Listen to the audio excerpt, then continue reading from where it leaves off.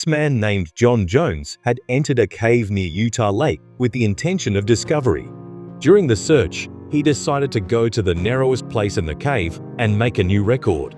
But what did he know that this decision was going to be the last decision of his life? He was crawling forward in the narrow paths of this cave, known as Nutty Putty, but he got lost and accidentally entered such a part of the cave where no one had ever been. It was difficult to breathe in a place as narrow as the grave, and unfortunately, in this condition, John got stuck upside down. Trapped, he is on a bend, so there's no way to really get a hold on him to be able to pull him directly straight back. Mike and Deanie, so many Utahns remember this story. I think we were all heartbroken. There are small cliffs near Utah's Salt Lake City, which contain this hydrothermal cave called Nutty Putty.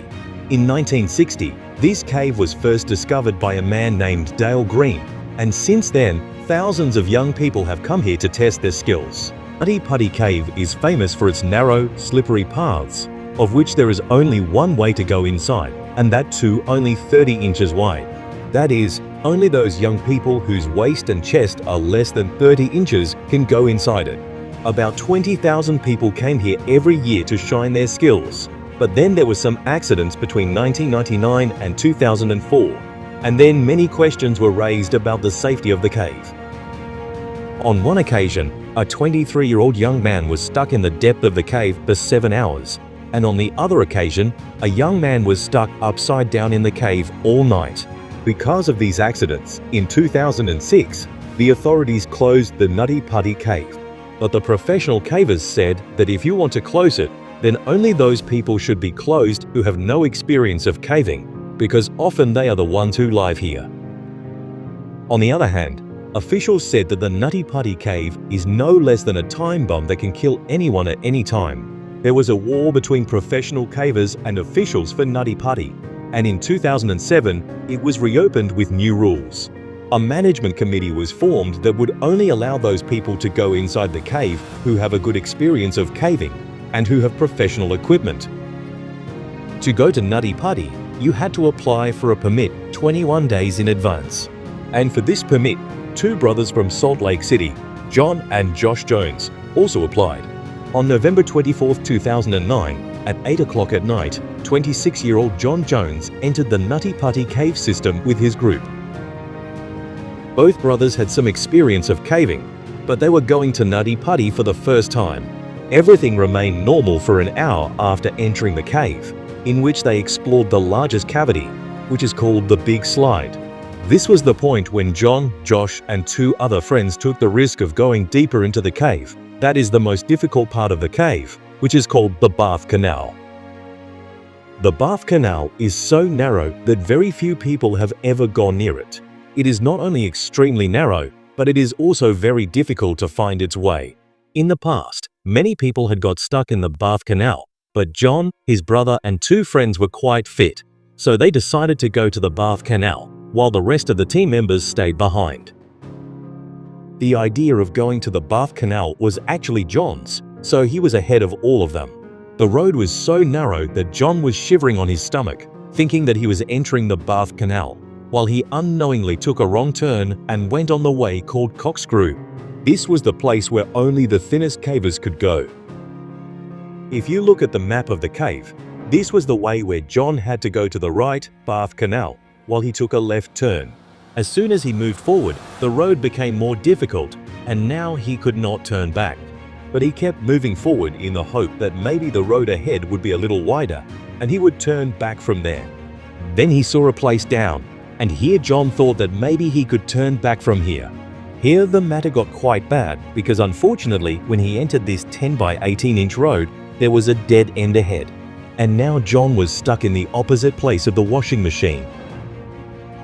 His head was down, legs were up, and the place was so tight that his hands were also stuck in the body. That is, he was not even able to use his hands. John tried to get out of here many times, but he did not succeed even once.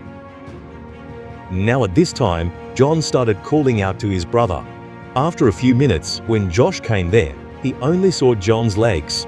At first, he made fun of his brother's condition, but when he realized this serious condition, Josh was also nervous.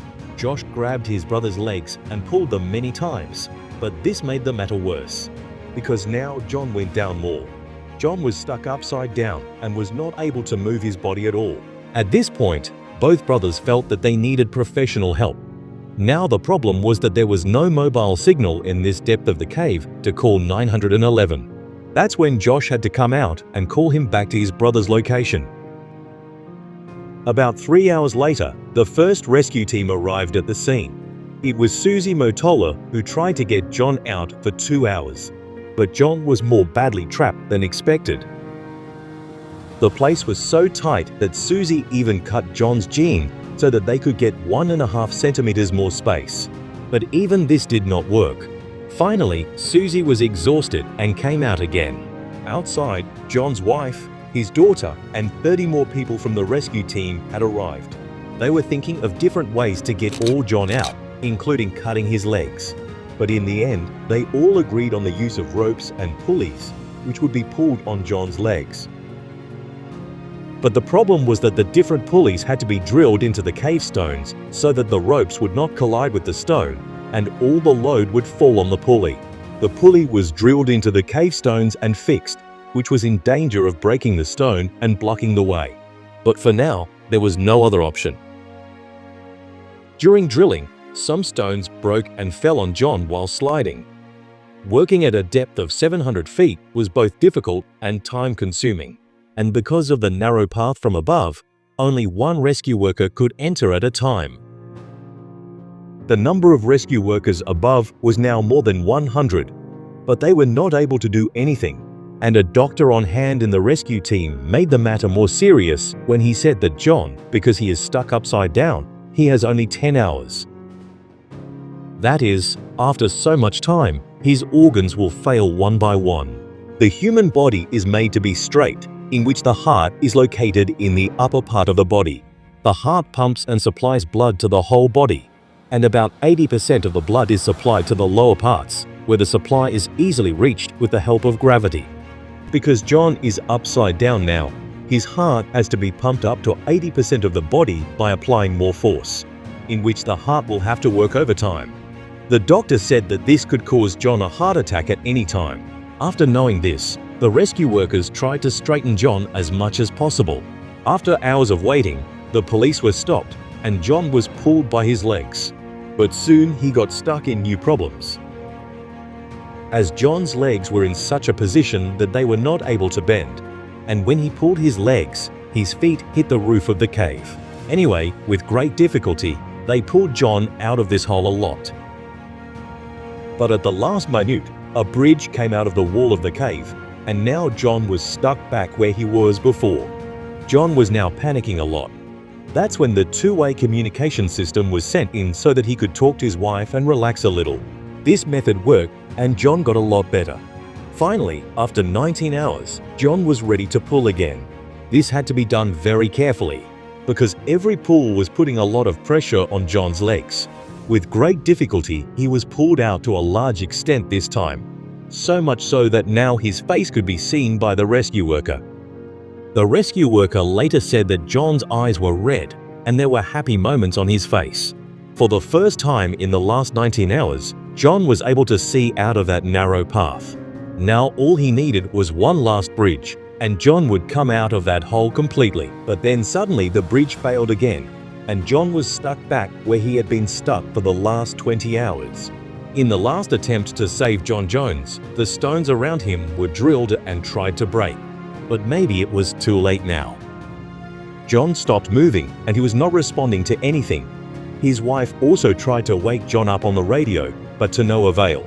At this point, a brave paramedic was sent down to take John's pulse. What everyone doubted was that John Jones was declared dead at 11 o'clock at night on November 25, 2009. John's wife did not believe this news at all, that her husband had died due to such a small mistake.